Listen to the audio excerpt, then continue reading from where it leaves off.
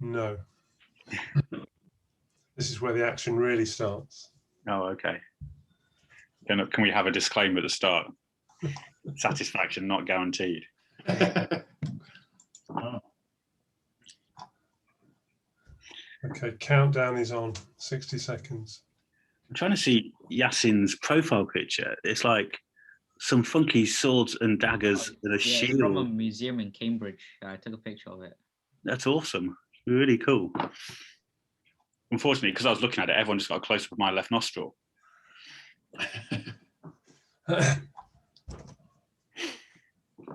Okay, so let's make a start. So welcome back, everybody. Really pleased you can join us for the second session today. And I'm very pleased to welcome Jim Butler. Jim is going to do a presentation on heritage and what is heritage, what does it mean? I introduced Jim yesterday to you in advance. He has a very interesting career. He's been a heritage practitioner working for a number of organisations and has recently started to prepare and present the Hidden Histories of Leicester, which you will find on a YouTube channel somewhere. And that's very, very interesting. So if you want a bit of insight into some of the work that Jim's doing at the moment, go and have a look at Hidden Histories of Leicester. But I'm going to hand over to Jim now and ask him to run you through the presentation. I think this will be really interesting. Hopefully it will set the scene, give us a little bit of context for the subject matter of heritage and help give you some clues as to what you might be starting to have a look at in terms of your own projects later on in the project itself. So Jim, over to you. Okay, cheers, Chris. Good evening, everybody. Thank you very much for coming. I don't know if I can't remember last time I did a presentation on Zoom, so I can't remember if I'll be able to see you or not whilst my presentation is running. So if I can't, I'm just saying hi, whilst I can also see you at this moment. So here, let's hand it over to the technology and see if it plays with us. So that one, share that screen. And I'm hoping you've all got a nice big picture of some Easter Island statues. Yeah. Excellent, that's good to hear. Okay, so the Heritage of Our Lives is the projects that you are undertaking. And so Chris asked me, as somebody that's worked in heritage for the best part of 20 years now, which is quite a scary thought, if I could have a chat with you about, what is heritage, what is it not, and hopefully give you some ideas as to how in your project you can explore the notion of your personal heritage and hopefully come up with some awesome ideas, because you all seem like quite a creative bunch from what Chris has been telling me. So, right, there we go. So just a bit of background about me, so I don't want to bore you too much. So I'm born and raised in Leicester. I'm a Leicester lad, so a lot of the things that you'll probably be going exploring, I explored at some point or other in my life. I became a primary school teacher when I first left university, and from there became the education manager of Leicester City Museums, which gave me some great insight into all sorts of randomness that is in the city. I then moved to York to become the learning manager of York Museums Trust, where I did a similar job. And then I went freelance for a while and I developed education and learning things for people like York Minster and the historic royal palaces. I came back to Leicester and I was part of the awesome team. I was very privileged to be part of the team that helped to bury Richard III, which was 6 years ago, actually, this week. That happened quite scarily. And that was a phenomenal time. And as Chris said, I'm also the creator of Hidden Histories of Leicester. So I'm just going to give you a little snippet just so that you can get an idea of what that's about. So hopefully this will work as well.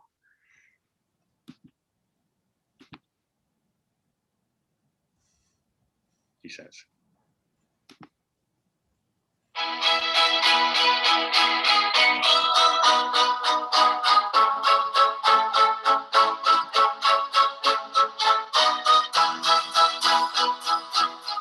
Hi, welcome to Hidden Histories of Leicester, a series of videos exploring over 2,000 years of the not-so-visible history and heritage of the city, suburbs and wider county. My name is Jim Butler, and for as long as I can remember, I've been fascinated by the history of this, my hometown. And so I've gathered a range of historical and contemporary sources, as well as the latest archaeological reports, to build these virtual tours and give you an insight into our hidden heritage. My hope is that after each video, you will see some very familiar sites with a slightly different perspective. If you like and enjoy these videos, then please do remember to like the channel, leave any comments, and subscribe. Thank you.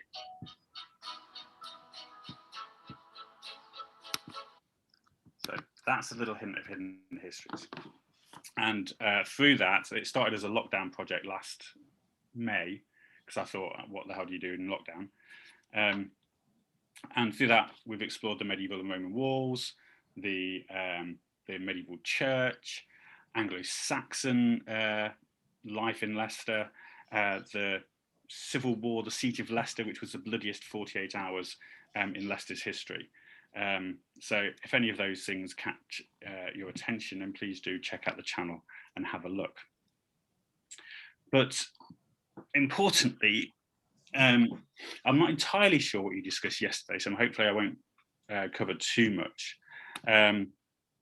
But there's this notion of heritage, and actually what's history versus what is heritage? How can you tell the difference between the two? So, oh, why is it beeping at me? So this guy on the left is Herodotus, and he's an ancient Greek sort of philosopher and thinker, and he's classed as the father of history. He wrote the first book exploring history, even though a lot of it was actually made up. So don't necessarily trust everything that he said, but he was the first guy to come up with this idea of actually let's think about in the past and let's record the things and the events that happened in the past. So he came up with this concept of historia, and it was so that the actions of the people will be remembered. And then if you go to a dictionary, you know, the definition of history is the study of past events, particularly in relation to humans. And that's why a lot of people, when they're at school, they don't necessarily engage with history that much, because they just see it as a list of dates and events, and they're sort of like, yeah, so what's that got to do with me? You know, but it's down to this guy, Herodotus, who came up with this concept of, okay, let's study the past, let's log it, and, you know, we've got this record of things that happened before us. But like I say, is history your heritage? And I'm not quite sure how I'm going to try and see if I can do this on a thingy just to see who's seeing. But, you know, would you class something like the Blitz of World War II part of history or part of heritage, or both? Now, for me, it's a part of history. I don't class the Blitz as part of my heritage, even though my grandmother lived through the Blitz. She was brought up in the East End of London and, you know, lived through this kind of, you know, major event. But for me, it's an event that happened in history. I learned about it at school, as you probably all will have done during World War II. It's an event, not necessarily something that I engage with. Now, the transatlantic slave trade, again, a historical event that happened over a number of years. And for me personally, I see it as a historical event, but there'll be some people who actually see that very much as part of their heritage, that, you know, the reason that they are here today, in the lives that they are here today, is because one of their ancestors went through the transatlantic slave trade, and therefore it actually has quite a deep, meaningful impact and resonance for them. And again, something like the Norman Conquest. Again, for me, it's a date in history, even though my ancestors, my surname, dates back to the Norman Conquest. Obviously, it's a part of history, and therefore it affected my family line. But again, I see that more as history rather than heritage. But those same three things and 100 of other events in history will mean different things to different people. It doesn't like me doing that. So what actually is heritage? I'm going to bore you again a bit with some words now. So heritage is a medieval English word. That's exciting to know. And that comes from an old French Norman word, meaning which was héritage, which comes from the Latin word hereditas, which you'll notice that link again. It's like the Latin, the Romans nicked it from the Greeks, i.e. from Herodotus. So it all goes back to him still. But essentially the word hereditas means inherited. So heritage is something that you inherit, either at a personal level or at a cultural level or even at a national level. It's something that is inherited. And that's where it's different from history. History is just something that happened. Heritage is something that you've inherited. So that brings it very much closer to home. Oh, and I don't know why it did that. There you go. So looking at a definition of heritage, there are a few of them. I'm just going to have to move my little set on my screen again. So it's something that is passed down from preceding generations, or a tradition. The status acquired by a person through birth or birthright. So if you were a hereditary peer, i.e. your name is Lord or Lady so-and-so, and the only reason that you've got that title is because your father and your grandfather and your great-great-grandfather were given that title, that can be classed as your heritage as well. The background from which you come from can also be seen as your heritage. And again, a tradition, it keeps coming back, this word tradition keeps coming back. Something that can be passed down from preceding generations. So all the time you're getting this sense of inheritance. It's a sense of something being passed from one generation to the next, rather than just something that happens to be there. So for me, if history tells us of the events of the past, it's actually heritage that connects us all to it. So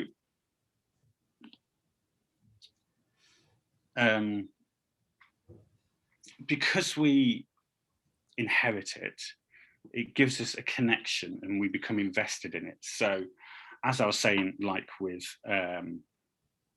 let's say the slave trade, if you feel a personal connection to that, you will become invested in it. It becomes part of your heritage. As opposed to, for me, I don't have that personal link with the slave trade, and therefore I don't see it as part of my heritage. I see it as a significant global event, a global historical event, but it's not my heritage, and therefore I don't think it kind of makes up who I am.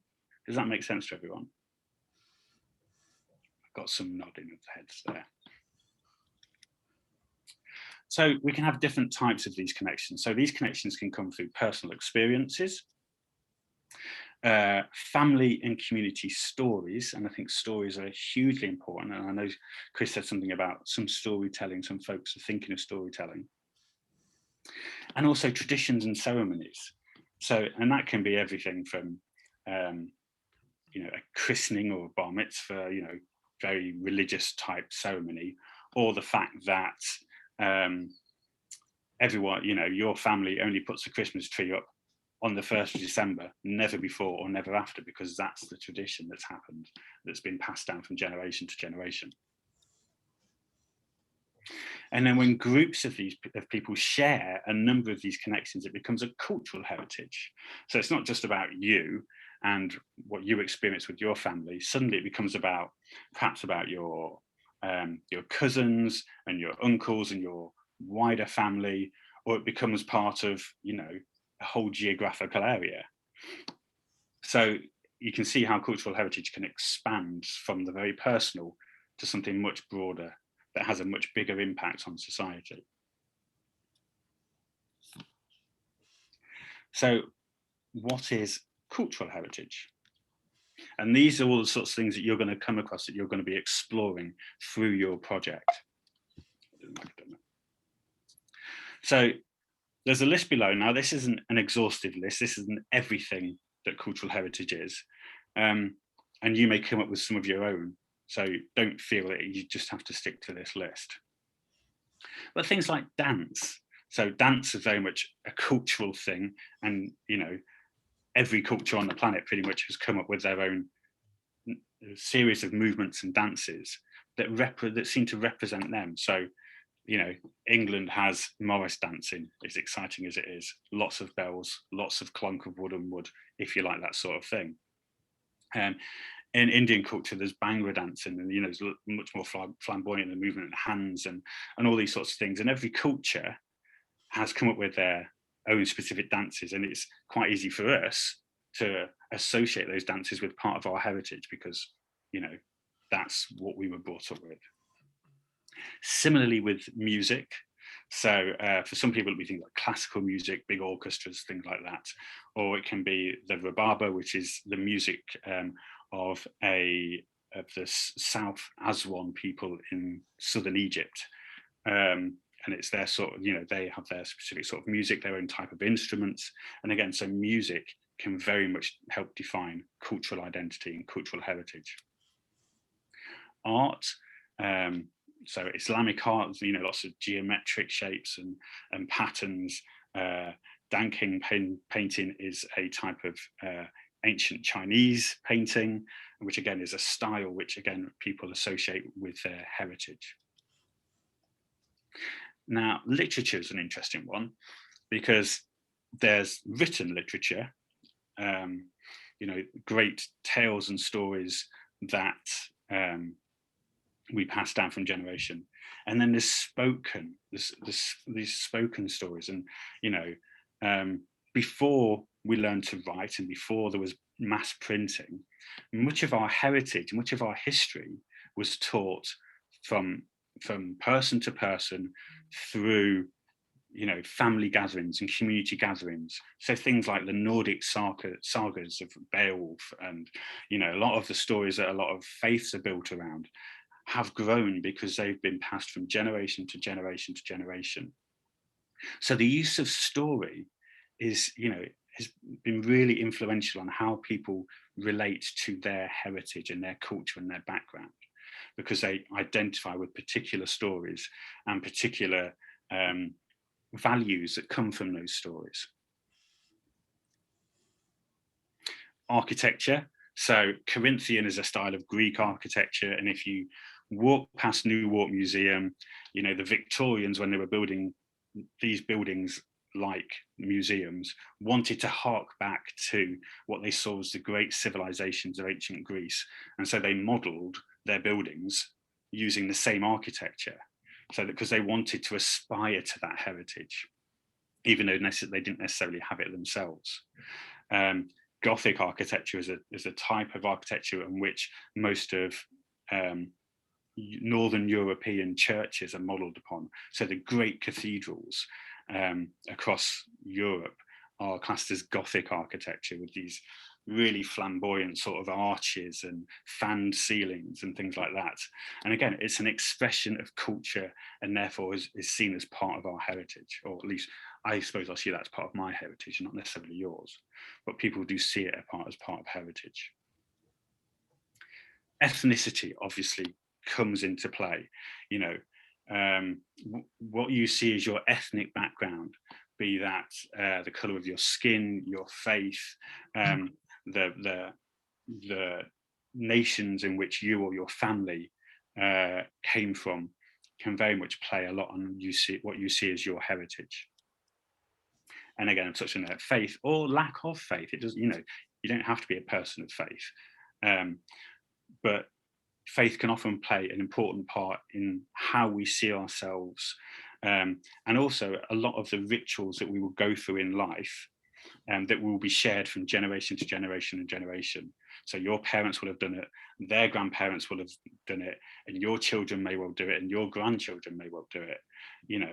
These sorts of rituals that become part of our heritage come from a place of faith or religious worship. And similarly, social and religious rules. We all live in a society where there is right and wrong. There are laws, and we abide by them. So you be kind to others, you don't, hurt other people, because that is culturally not acceptable.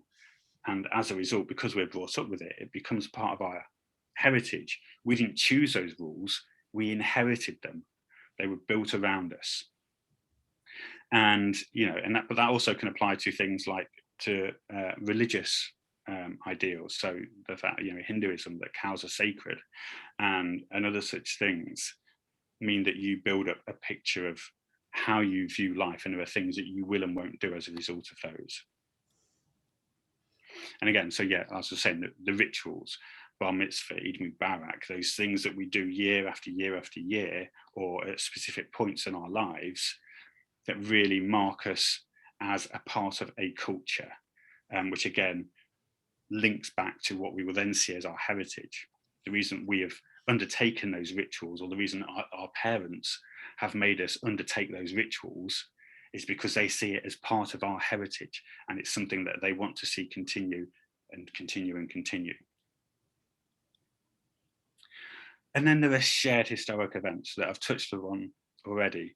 Now, I'm going to make it clear, these are not expressions of heritage, but they can certainly impact on what people see as their heritage.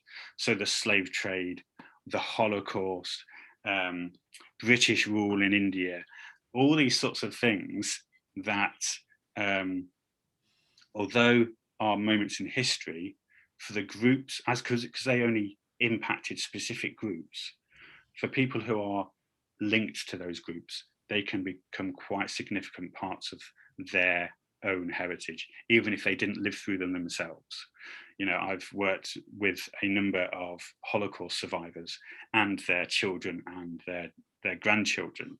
And their grandchildren, even though they didn't live through the Holocaust, feel it very much still shapes their own personal life history. And therefore they see it as part of their heritage. So to give you a kind of example, so this is welcome to the heritage of my life, I've called it. So until I've moved the camera. So these are some of the things that I think I've sat and had to think about what you're going to be doing over the next few weeks, and so, oh God, so what actually are the things that I've inherited? What are the things that have shaped my worldview and my experiences? Because these are the sorts of questions you're going to be asking yourself over the next few weeks. So my skin color, it has impacted the life that I've led. None of us asked to be born with a specific skin color. We inherit it I've put from my ancestry ? Because let's face it, we wind the clock back far enough and we all originate in Africa. And we all have, black, dark skin. But over the millennia, we have developed different skin tones, and that has shaped our experiences in each society. So definitely my skin color has shaped my heritage. I have Christian-based values. Now I say Christian-based and not Christian values because I'm not a Christian. But this country is classed as a Christian country. Its laws and its systems were all created using Christian faith and belief. And even though they mirror many other societies that aren't Christian, there are lots of common threads. The fact that I was brought up in this country gives me a Christian base of values. So that's a societal impact on heritage. My childhood home and surroundings. So these pictures to the right of the screen. The top one is Vaughan Street off Tudor Road in the West End of Leicester, and that's where I grew up, on that street up there. And that's a modern street view map. Now, it's not the most glamorous of places, as you can see. If you look to the picture below, actually that was taken in the 1950s, so about 70 years ago. And you can see on the right hand side there is the old Tudor cinema, where in the modern picture it's been turned into housing. Now, when I grew up, not in the 50s, sometime later, the cinema building was still there, but it was no longer a cinema. It was a warehouse for imported exotic fruits. And it was run by an Indian company. And the first time I ever tasted mango was off their conveyor belts, off their fresh produce that had been brought in. And that was my introduction to a whole new world of flavors and cultural differences. And so for me, that building there is very much, or it's gone now, was part of my heritage. You know, it gave me insight into my world around me. Now, if you go back another 100 years from that shot, actually, that's the building that stood pretty much where my house was. That's an 18th century carving of it. Now, that's partly history and partly heritage. I'm quite proud of the fact, I'm quite intrigued by the fact that before these Victorian houses were built and the area was quite run down, and you know, we had things like the post office at the bottom of the street was robbed by, you know, gunpoint, there was armed police everywhere, and you know, not the most salubrious of places. But actually 100 years earlier, look at it, it's this very grand mansion. And you know, there's a couple down there going for a walk by the river, and there's a horse and cart in the background. I find that fascinating that actually somewhere I live actually used to be somewhere completely different. And so that passage of time and place, I think, is really quite important to me and impacts on my heritage. My respect for different faiths and cultures, I'd like to think no matter where I grew up, I would have had those.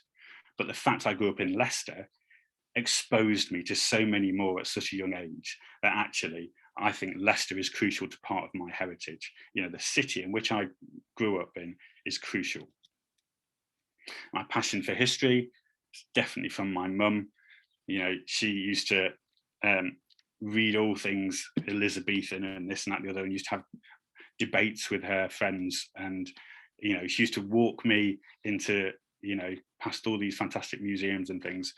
And, you know, it's definitely part of my heritage. And I got it from my mum. I'm not quite sure where she got it from, but it's definitely heritage.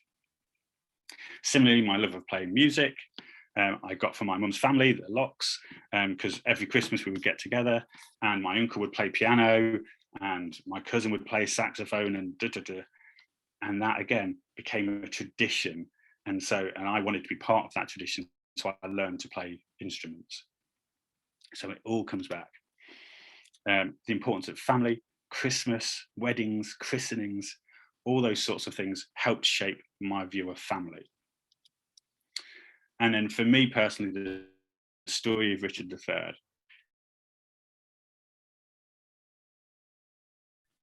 Yeah, I grew up just off King Richard's Road. I went to Richard III Infant School and we would cross Bow Bridge, and there's a big plaque there that says, "Near this spot lies the remains of Richard III because he was thrown in a river."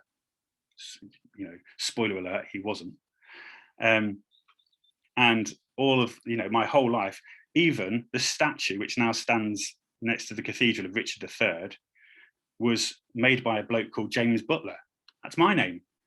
You know, all these coincidences of Richard III seem to come back to me. And then I was part of the team that then got to bury him. So Richard III for me is definitely part of my heritage. You know, I can't escape him. I didn't choose him, but he's definitely there. So over the next few weeks, you're going to be exploring the heritage of your lives. That was a taste of the things that I think have helped shape my life and that I class as part of my heritage. As you start going through this project, some of the things I want you to consider that will really help you are, what role, if any, has history played on your heritage? You know, what events have shaped, you know, have your family moved from one part of the country or one part of the world to another part because of an historic event? How is that played into? Is it still of relevance to you? Does it matter to you? Or does it form part of the community in which you live and therefore has an impact? Has faith whether it's yours or somebody else's or both, shaped your beliefs and attitudes. And, you know, all the things that you believe about the world, about how you treat people, have they come from a place of the religious experiences you've had or not? What places do you connect with? You know, what are the places that really mean something to you? And what are the histories of those places? So like with my street, it was really interesting to, you know, something that shaped me, the friends I made and played with, the experiences I had as a child, actually that its broader history also actually came to mean a lot more as well. And who are the people that have shaped you? You know, is it your parents? Is it your friends? Is it your grandparents, your aunties, uncles, somebody, your teachers, you know? And then what shaped them? You know, is the fact that they've shaped you the result of the way that they were shaped? And is that the result of the way that they were shaped by their parents or grandparents? So again, you can start to see that line forming up, which forms a continuity, which gives us that heritage. And what do you immediately identify as part of your heritage when you see it, when you hear it, when you smell it, when you taste it, when you touch it? Heritage isn't just about tangible things that you see. It's not just about buildings. It's not about things in a book. It's about something that engages all our senses. You know, it can be the smell of something that will take you back to when you were a small child, or it can be this, you know, when you touch a piece of cloth that reminds you of something that you once owned. You know, heritage is experienced through all our senses. It's about those connections. And I want you to remember that everyone's experiences, their values, and their traditions are different. I'd argue that even two identical twins would have a slightly different experience, slightly different values, and perhaps, you know, even if they share traditions. And therefore, their heritage will be completely unique to them. So your heritage is unique to you. The stories that you've experienced are unique to you, and therefore the way that you can express them through this project can be just as unique.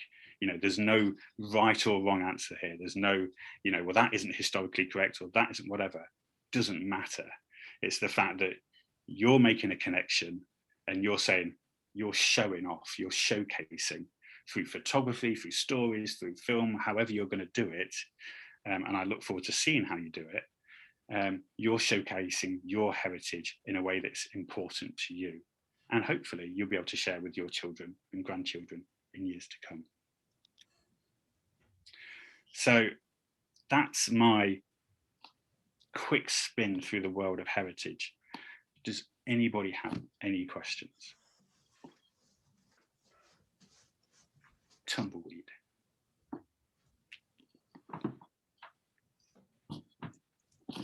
If I stop sharing, then we can actually talk as well. Hang on. Jim, I've got a question. Okay. So I had some experiences in my younger childhood. For instance, I was born in Swaziland, but I was only a few months old when we left. So I've got no conscious memories of those. But would those things that even we don't remember, would they still have had an important effect on ourselves and our histories and our heritage? Everything that we experience, especially the younger we are, the more like sponges we are. We literally suck everything in, you know, because every experience is new and we're trying to think, you know, we're trying to make sense of it all. So even if it was only 3 months, definitely the sights and sounds and smells, and you know, you may walk through Leicester Market one day and smell something and you're not quite sure what you're smelling, but it could trigger, even if not a full memory, a sense of, and it may be a sense of being close to your mother when you were a baby or something, but it, you know, it definitely forms, you know, if you make those connections, then yes, it's definitely become part of your heritage. If that helps. I thought the point that you made, Jim, about the difference between history and heritage is a good one. And you had 3, you know, the slave trade, Second World War, and one other. And interestingly, I view something that I've taken from my heritage during the Second World War, my family heritage, and it sort of informed my thinking going forward. It's a historical. Second World War was historical, but there was a moment during the Second World War which actually determined whether or not I would be here. And bearing in mind I wasn't born until the 50s, that probably sounds quite ludicrous. But my dad was a chief engineer in a company that made fire hydrant parts in 1939. When war broke out, he wanted to join the Air Force. The Air Force said, no, we're not going to let you join the Air Force because you're going to stay in your factory and you're going to manufacture parts for Spitfires and help us win the Second World War. And he wasn't able to join the Air Force. Had he joined the Air Force, he might have been shot down by the Luftwaffe, killed, and I wouldn't be here. So that decision taken by that person on that day to not let him join the Air Force actually led to, you would assume, my being here. So I kind of see parts of the history of the Second World War as informing my heritage. So sometimes it's a little bit harder disentangling the two, isn't it? Definitely. I mean, I pulled those three examples out because they are three topics that are on the national curriculum, and everyone here, you know, all the participants in the project will have been taught those at school. However, they're dim. You know, history is a very abstract thing. You can't grab hold of history because it happened, you know, back there somewhere. You know, you didn't experience it. You know, you didn't take part in it. So it's quite a difficult thing to get your head around. And I think for a lot of people, they see history as dates and figures and events that didn't necessarily mean anything to them. Not them personally, but if you find the connection, and this is what English Heritage does, this is what their whole job is to use the places that they've got, use the sites and the houses and you know, the castles, to tell a story that is going to mean something to you. You know, that these castles and things, they take a lot of money to keep from falling down. So in order to raise that money, they tell you a story, and they choose the story that they think is going to be most engaging to the most number of people. So, you know, they're not necessarily going to tell you the story of David, the kid that had to scoop the horse poo out of the stables, because that won't necessarily bring lots of people. But they will tell the story about King Henry VIII, who also lived in that castle, because that will get lots of people through the door. So they pick and choose which bits of heritage they want to tell the story of. And they choose the one which is going to bring in the most people to raise the most money so that they can keep that building or that site in one piece. But they don't, you know, they might have a timeline of what happened during this time, but they will pick specific stories to tell you. Now, what's interesting is that also reflects our society today. So English Heritage 50 years ago would have happily told you stories of kings and queens and this and that and the other, but not a lot else. What we're starting to see over the past 10, 15 years is places like English Heritage and National Trust telling the stories of BAME people connected to their venues, LGBTQ stories that are connected to their castles and their historic houses, stories that no one's ever heard of before, because there didn't seem to be any appetite to hear those stories. But now they are actively researching for those stories, because they know that actually today's society wants to hear about, you know, people who were persecuted because of, you know, their sexuality, or the experiences of people who weren't kings and queens, or, you know, the victims of the slave trade or whoever. They, you know, they very much want, you know, those stories are reflective of today's society, so they need to tell them if the people are still going to come and visit those places. Yeah, absolutely. Excellent. Any more questions, guys, for Jim? I mean, I think a lot of food for thought. I'm sure you have questions bubbling under. So if you don't have questions to ask now, then we can give you time to reflect on the presentation, which we'll send round. And I'm sure Jim would be happy to answer any specific questions that you have for him, and we can send those on via email. But anything that's cropped up this afternoon that you'd like to quiz Jim about? One more question, Jim. The participants now, I'm sure, are starting to think about their own heritage.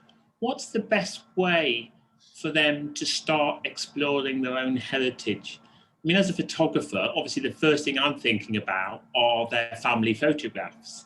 I'm hoping that they're going to start thinking about asking their relatives and their grandparents and their parents to have a look at all the old family photographs.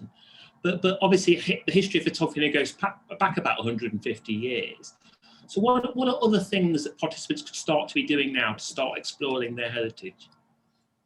I think it's find the things that you have a moment, get in the bath or with your headphones on or whatever. Have a moment of thinking, what are the things that actually I think have shaped me? Have a think, and then start to think, how can you find out more about those things? So, there's things like, ancestry.com. If you're interested in your family history, that's coming next, by the way. Ancestry.com has it. It's what? That's coming next week. Coming soon. Okay, so you'll find out about that. But that there's a 2-week free trial, if nothing else. And if you ask your parents or your grandparents some questions about the names and dates of births of those people, trust me, I managed to get back in a weekend to my great grandmother, born in 1700, if you're that way inclined. But have a think about what's important to you. Think about how you might explore that more excitingly. Photographs are definitely a good one. Speaking to parents and grandparents or aunties and uncles, they can be a pain, but trust me, they also do have occasionally some nuggets of information. And lots of things. There's lots of History of Leicester Facebook pages which have loads of fantastic old photos from around the city that you can trawl through, that might show you a street that looks different, completely different now to how it did then. The High Cross.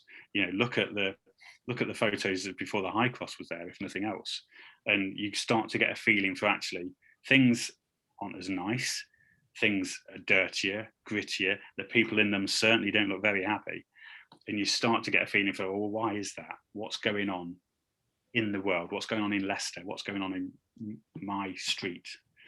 And just open some doors and see where it takes you. Brilliant. Thanks ever so much, Jim. I'm going to cut it there. And I don't think I've ever done this before, but could we give Jim a virtual round of applause? Because I really enjoyed that, and I hope everybody else did. So thanks very much. What I'm going to do, Jim said we can send the presentation slides round, so I'll send those round later on this week. Some really good food for thought, and I think what Jim has presented on today forms the basis for the way that you guys can start to think about how you begin to shape your projects. I think there's some really, really, really good information in there, and I'm sure that you'll want to use going forward.